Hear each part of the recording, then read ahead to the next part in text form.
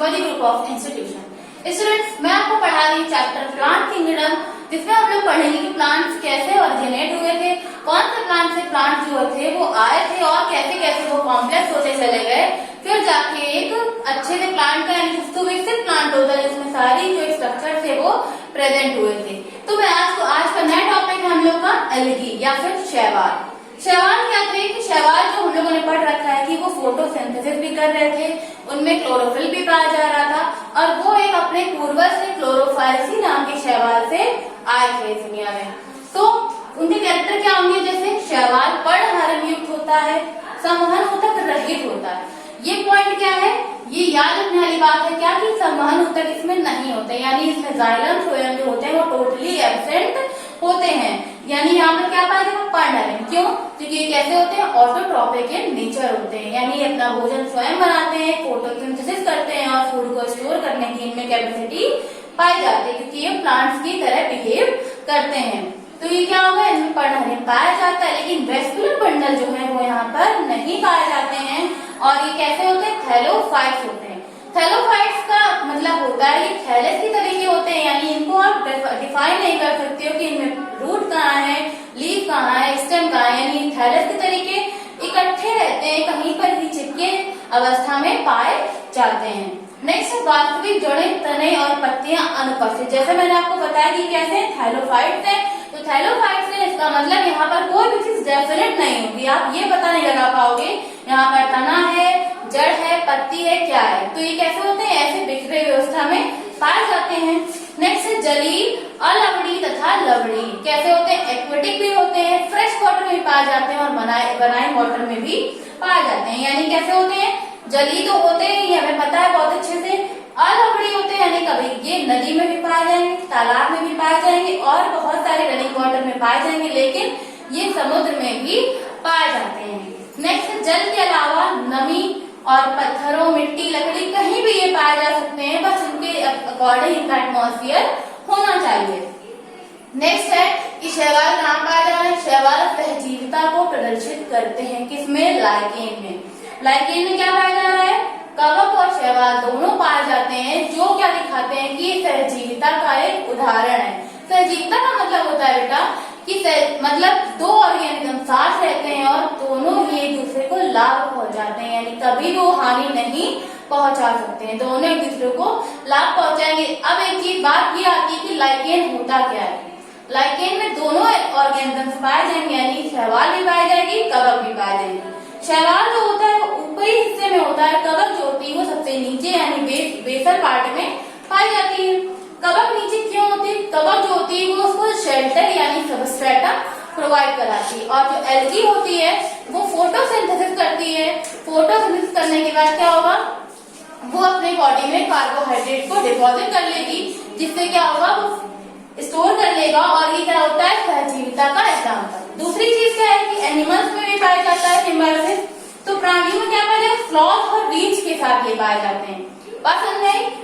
Next है एक कोशी और बहुकोशिकी होते हैं, यानी एक कोशिकी भी होंगे, बहुकोशिकी, यानी हम लोग इसको माइक्रोस्कोप से देख सकते हैं, और कभी कभी क्या होते हैं अपने साइज से ज्यादा बड़े होते हैं, जब उनको बोलते हैं बहुकोशिकी।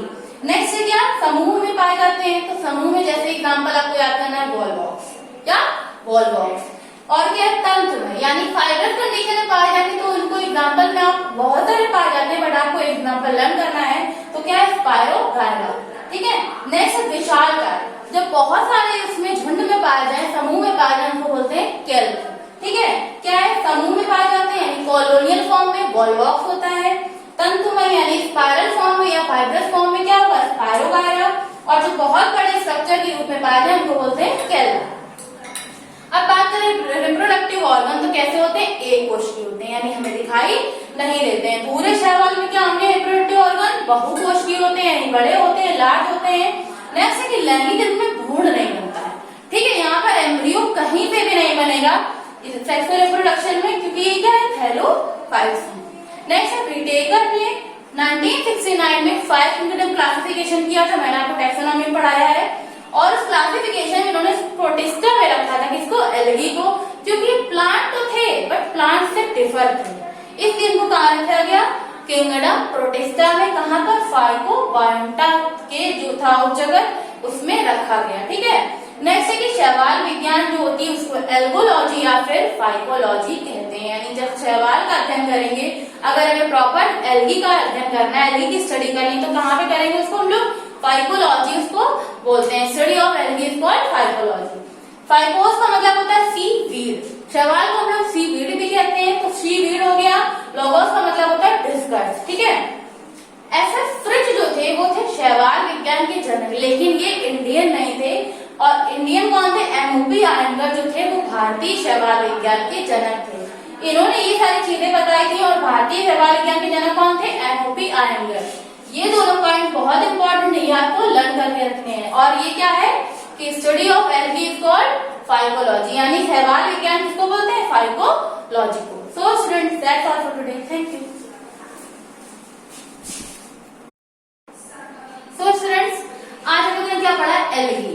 एल्गी क्या थे? शैवाल थे। जैसे मैंने आपको बताया कि कैरोफाइसी नामक प्लांट से ये आए थे, प्लांट नहीं सॉरी शैवाल से आए थे। तो इनके लक्षण क्या थे कि ये कैसे थे? पर्णहरित युक्त थे। क्यों?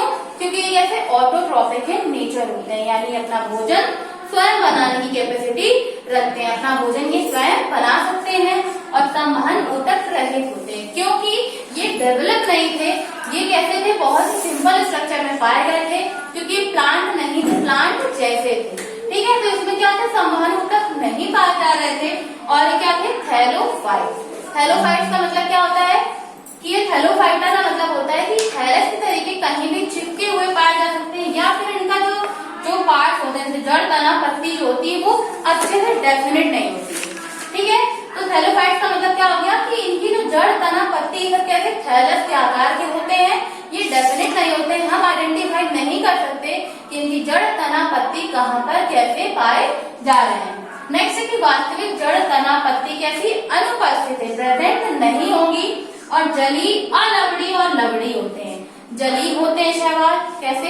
ये फ्रेश वाटर में भी पाए जाएंगे और मराइन वाटर में भी पाए जाएंगे। फ्रेश वाटर का मतलब नदी में, तालाब में, ऐसे पानी कहीं पे इकट्ठा हो जाता है, वहां पर ये हर जगह पाए जाएंगे। और समुद्र में भी ये बहुत ज्यादा मात्रा में पाए जाते हैं। नेक्स्ट, जल के अलावा कहाँ पर पाए जाएंगे? क्योंकि जल में तो पाए जाएंगे, पता चल गया, लेकिन इसके अलावा क्या कह रहे हैं? नम पत्थरों में, यानी ऐसे पत्थर जहाँ पर नमी पाई जाती है वहां पर पाए जाएंगे, मिट्टी में पाए जाएंगे और लकड़ी में भी पाए जाएंगे। Next, lichen. लाइकेन सहजीविता का सबसे बड़ा एग्जाम्पल है, यानी इजी भी और याद भी हो जाएगा। सबसे इम्पोर्टेंट है ये टॉपिक आपको याद रखना पड़ेगा। क्या है कि लाइकेन जो है उसमें कवक और शैवाल दोनों ही प्रेजेंट होते हैं। तो कवक कहाँ होगा? नीचे होगा। क्या करता है? शेल्टर प्रोवाइड करता है, किसको? एल्गी को। और शैवाल क्या करता है? फोटोसिंथेसिस करता है, जो क्या करता है? फूड प्रोवाइड करता है, किसको? कवक को। तो कवक क्या करेगा? सबस्ट्रेटम कवर करेगा, और वो क्या करेगा? शैवाल उसके ऊपर होता है, क्योंकि वो फोटोसिंथेसिस करता है, तो क्या करेगा? भोजन प्रदान करेगा। तो ये क्या हो जाती है? सहजीविता। इस संबंध को क्या बोलते हैं? सहजीविता, यानी साथ में रहना बिना किसी को नुकसान पहुंचाए। नेक्स्ट है एक कोशिकीय और बहुकोशिकीय हो सकते हैं। एक कोशिकीय भी होते हैं शैवाल और बहुकोशिकीय भी होते हैं। और क्या है? समूह में रहते हैं। शैवाल हर तरह से पाए जाते हैं, एकल अवस्था में पाए जाएंगे, समूह में भी पाए जाएंगे, और कैसे पाए जाएंगे? तंतुमय भी पाए जाएंगे। तो एकल अवस्था में तो सारे शैवाल मोस्टली पाए जाएंगे, समूह में पाए जाएंगे जैसे वॉलवॉक्स। ठीक है, आपको ये याद रखना है इसका एग्जाम्पल, समूह में पाए जाने शैवाल जैसे वॉलवॉक्स। नेक्स्ट है कि तंतुमय शैवाल, यानी तंतुमय संरचना, जैसे फाइबर स्ट्रक्चर किसका होगा? तो स्पाइरोगायरा। नेक्स्ट है विशालकाय, मतलब बहुत बड़ी जिसकी संरचना होती है वो क्या होंगे? केल्प होंगे। ठीक है, नेक्स्ट है कि क्या? जननांग जो होंगे बेटा वो कैसे होंगे? एक कोशिकीय होंगे। कैसे होंगे? यूनिसेलुलर होंगे। और भूरी शैवाल में क्या होगी? बहुकोशिकीय होगी। क्या? उसकी जननांग जो होंगे बहुकोशिकीय होंगे। लैंगिक जनन में क्या होगा? भ्रूण नहीं बनता है। ये क्या है? थैलोफाइटा है। मैंने आपको सबसे पहले बताया कि थैलोफाइट्स हैं बेटा दो क्लास की, थैलोफाइटा और एम्ब्रियोफाइटा। तो थैलोफाइटा जो होता है उसमें एम्ब्रियो नहीं बनता है, और जो एम्ब्रियोफाइटा होता है उसमें एम्ब्रियो बनता है। इसलिए दोनों क्लासेस अलग कर दी गई थी, क्योंकि यहाँ पर भ्रूण नहीं बन रहा था।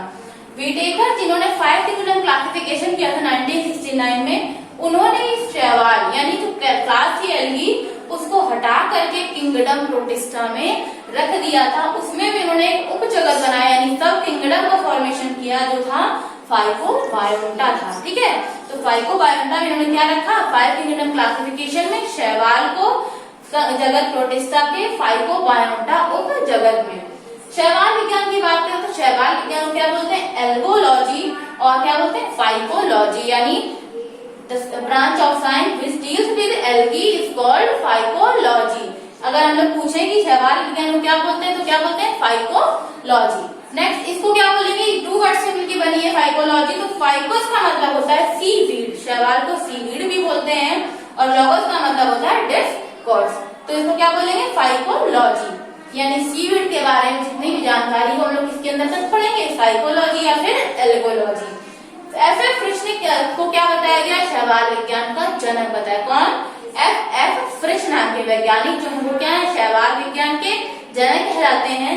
और एम.ओ.पी. आयंगर जो है वो भारतीय शैवाल विज्ञान के जनक है, यानी जो साइंटिस्ट है ये भारतीय शैवाल विज्ञान के जनक कहलाए।